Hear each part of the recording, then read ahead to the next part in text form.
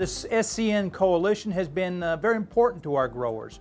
On the one hand, you could argue, well, how important is soybean cyst nematode in Georgia? And I would say nematodes in general for our soybean growers are very important. Soybean cyst is an emerging issue. Even though we're a small soybean state, the growers who grow soybeans in this state depend upon them for their livelihood. Andrew, thank you for being with us. You're welcome. You're in an area of the state of Georgia where you have a very heavier soil. You have different levels. So what's your thoughts and how does nematodes impact what you do? We know that nematodes are an issue, but we don't know what the value of what that issue is.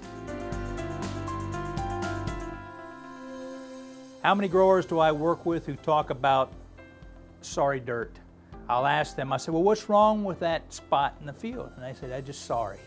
You know, what does sorry mean? I hear it all the time. So the only way we can figure out what the reason for sorry is to do soil fertility testing and also do nematode testing. Well, let's figure out why it's sorry dirt. Most often it's going to be nematodes, it's going to be compaction, it's going to be a fertility problem, and oftentimes a pH problem. But nematodes is probably the one that they miss most often because they're taking fertility samples from it. Andrew, if you think you got sorry dirt or you can't explain why you're not getting good growth, we always recommend you get independent samples from a good area and from a bad area, and you keep them separate. Root knot nematode has a high host range, a large host range, and therefore whether we're planting cotton or corn or soybeans or vegetables, we're building incognita, avoiding incognita.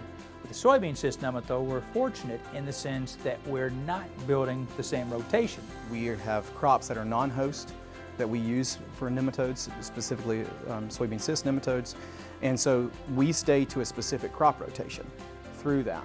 Now we have some ground that we can't put in those crops that are non-host to them. So it would be interesting to see on our farm where we're doing more of a our rotation is less specific, where we don't have those winter crops that go in if we have a cyst problem there.